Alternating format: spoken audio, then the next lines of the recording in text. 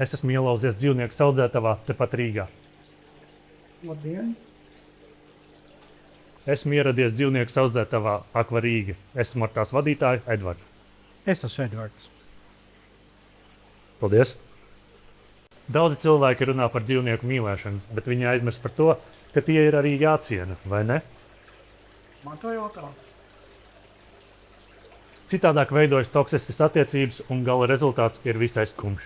Dažreiz smagākajiem apātiskajiem gadījumiem paveicās un viņi nonāk šeit, Aqua Rīga. Jā, Lūdzu īsumā pastāsti par Aqua Rīga. Aqua Rīga ir ūdens mājdzīvnieku audzētava, jeb glābšanas centrs. Mēs dodam mājas pamestiem un izmestiem ūdens dzīvniekiem, kā zivtiņām, krabīšiem, garnelēm un aibruņpacīšiem mūža mājas. Rehabilitējam viņus un aizstāstam, kā pareizi parūpēties par viņiem. Tas nebija īsi. Ātri izējām cauri visiem iemītniekiem. Bruno, Igor, Paša un Viljams. Samiņu grupa un zaigojošās haiziņas. Papagailis, Skalārijas un Bala. Hugo.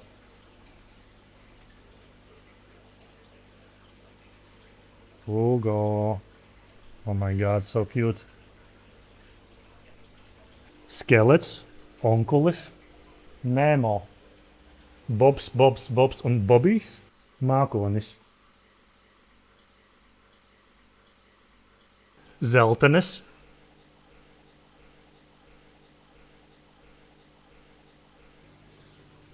Troja.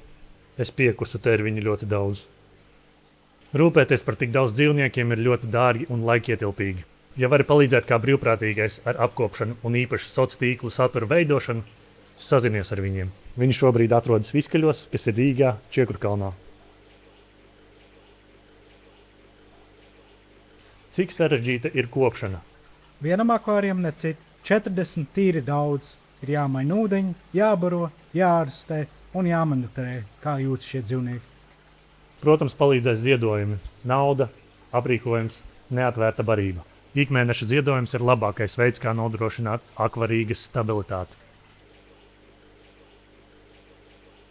Iedvesmojošs atkopšanās stāsts. Papagaiļa ciklīda vārdā papagailis pie mums atnāca pavisam melns no stresa, spazmojot un guļot uz zemes.